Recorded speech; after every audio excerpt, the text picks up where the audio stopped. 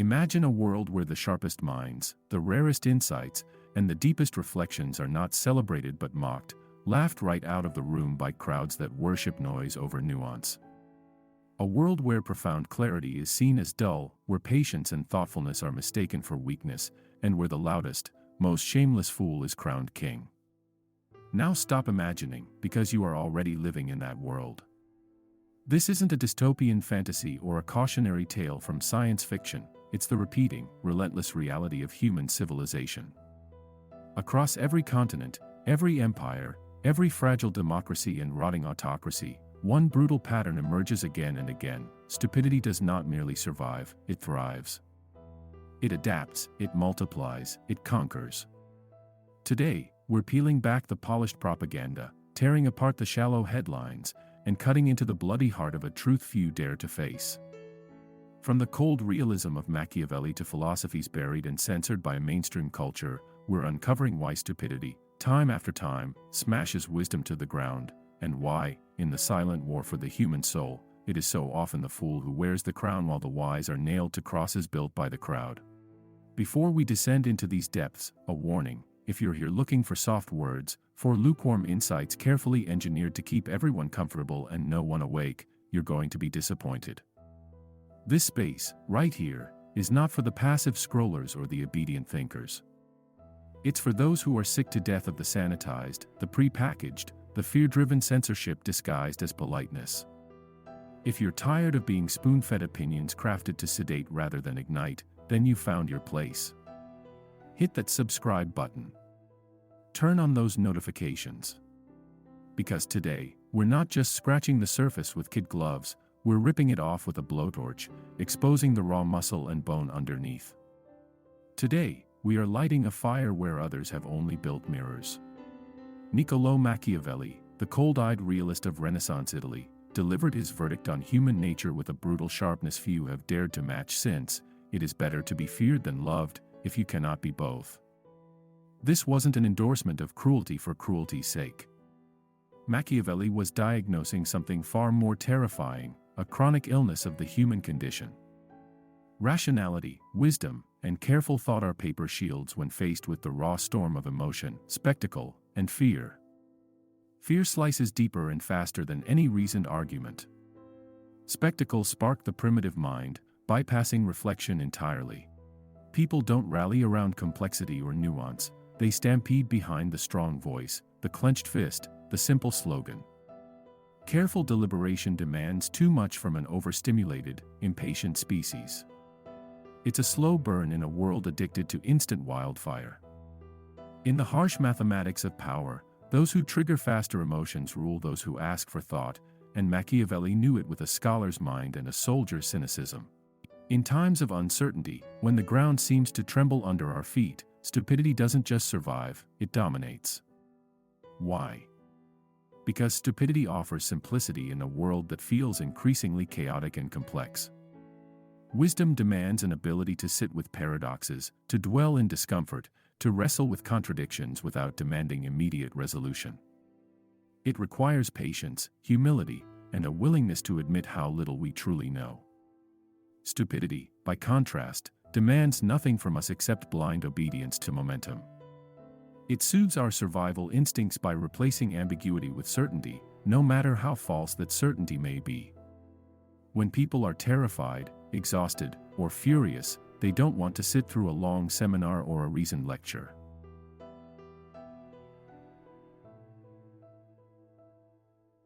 They want a hammer to smash their fears into something tangible. They want someone who shouts, who pounds fists on tables, who promises immediate answers without inconvenient questions. Stupidity delivers that hammer. Wisdom offers homework. And in moments of emotional fever, it is always easier, always, to choose the hammer over the homework. One of the rare thinkers who laid bare the soul-crushing power of human self-deception was the Italian poet and philosopher Giacomo Leopardi. In his sprawling and melancholy work Zibaldone, Leopardi presented a grim but clear truth: humans do not actually want to know reality. Knowledge is not a bomb, it is a wound. The deeper you understand the nature of life, its fragility, its violence, its absurdity, the harder it becomes to cling to illusions of hope. Enlightenment doesn't liberate the spirit, it often burdens it. Ignorance, by contrast, acts as a kind of spiritual anesthesia, numbing us to the horrors crouching beneath the surface of everyday life. In a world that runs on hope like a machine runs on oil, stupidity, understood as willing blindness, becomes not a flaw but a survival tactic. It shields the heart from despair. It lets societies function without falling into existential despair. Stupidity, then, isn't just tolerated. It's actively cultivated, fertilized, and worshipped, because the alternative is to stare into an abyss most people cannot survive seeing. History hands us examples not like gentle lessons but like loaded guns pressed against our temples.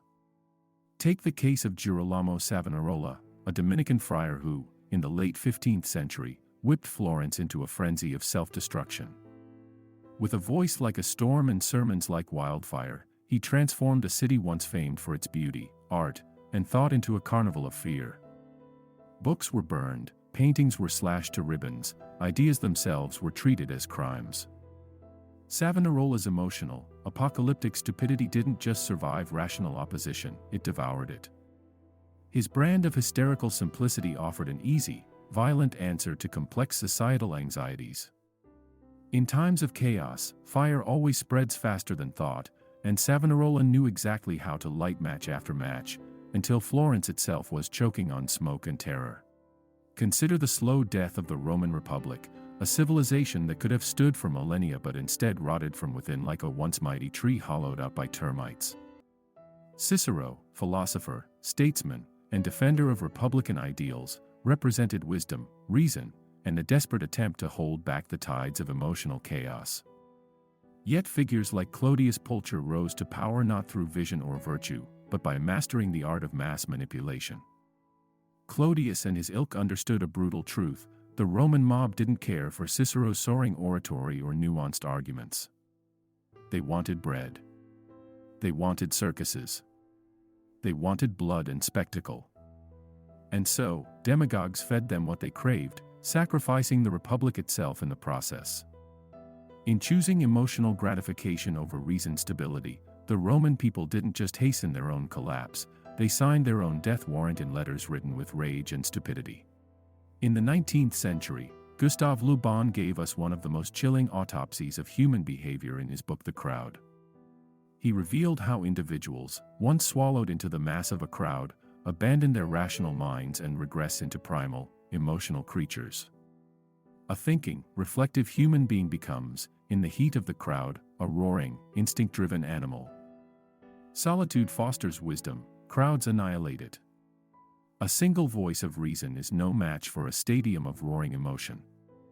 Crowds amplify the worst instincts, magnifying small foolishness into roaring madness. In the battlefield where wisdom and stupidity collide, the crowd is not neutral.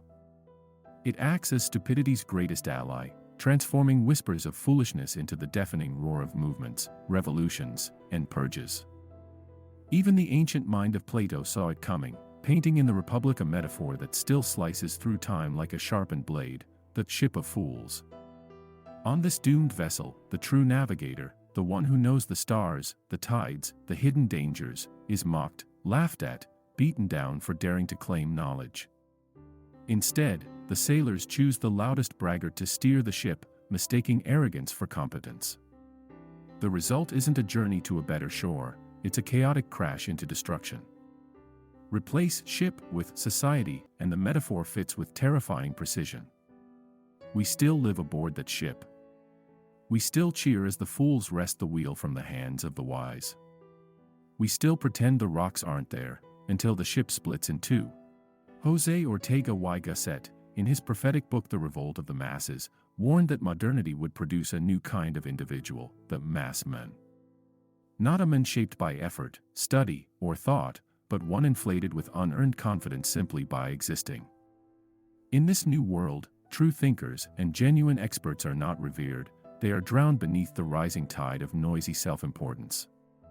Expertise becomes synonymous with elitism. Ignorance becomes the new authenticity. And wisdom, once a precious treasure passed down through generations, becomes a punchline, a relic from a bygone era when thinking hard was still considered a virtue. The dominance of stupidity isn't just cultural, it's biological. Nobel Prize-winning psychologist Daniel Kahneman revealed that humans are cognitive misers, wired to conserve mental energy wherever possible. Deep, careful thought is exhausting. It burns precious calories. It slows down immediate reaction times. And so, evolution equipped us to prefer easy answers, quick judgments, and mental shortcuts. In a world where lazy thinking is not a bug but a feature of our wiring, stupidity doesn't need to battle wisdom openly. It merely needs to offer a simpler, more seductive path, and evolution ensures that the majority will take it. Add social media to the mix, and stupidity doesn't just spread, it metastasizes. The Dunning-Kruger effect reveals that the less people know, the more confident they are in their ignorance. On platforms that reward speed, outrage, and certainty, the confident fool shouts the careful expert into oblivion. Online, it's not about being right. It's about being loud. Need proof? In the 1840s, doctors like Ignaz Semmelweis pleaded for hand-washing to prevent disease. They were mocked, ridiculed. Common sense said, you can't catch what you can't see, and common stupidity drowned scientific wisdom. Thousands died not because of malice but because stupidity felt better than thinking. Machiavelli knew the stakes. He warned rulers, it is useful to appear wise, but dangerous to be wise. Appearances can be tailored, simplified, weaponized. Genuine wisdom, with its layers of doubt and caution, alienates a public that craves certainty. In Machiavelli's cold world, survival depends on managing stupidity, not eradicating it. Thorstein Veblen, in The Theory of the Leisure Class, revealed an even uglier truth: stupidity signals power. The wealthy flaunt wasteful, irrational behavior because it shows they're above practical concerns. Practicality is for the poor. Irrational extravagance is for kings. Stupidity becomes not just a mistake but a badge of status. Wisdom whispers, should we? Stupidity shouts, why not? In a world obsessed with speed, hesitation equals death. Cultures that move fast reward the reckless. The cautious get trampled underfoot. Stupidity's raw speed beats wisdom's careful steps nearly every time. The 2008 financial crash offers a chilling modern echo. Analysts and experts warned that the housing market was a ticking bomb. But stupid strategies, subprime lending, financial games built on sand, made quick money. Greed demanded stupidity. Wisdom sounded slow, boring, and unprofitable. When the collapse came, it wasn't a shock. It was an inevitability. Yet amid this bleak cycle, there's a strange kind of hope. True wisdom isn't designed to win short-term battles. It plays a longer, slower, deadlier game. It builds foundations that survive the bonfires of the stupid. While stupidity wins the sprint, wisdom endures the marathon. Look at Machiavelli himself. He died in disgrace, scorned, his works shelved and dismissed.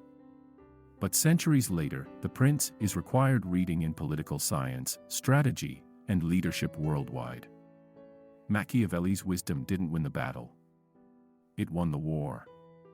So next time you wonder why the reckless rise faster, why the fools grab the microphone while the wise are shouted down, remember, stupidity wins the short games. Wisdom plays for eternity. This is the Beyond the Surface channel.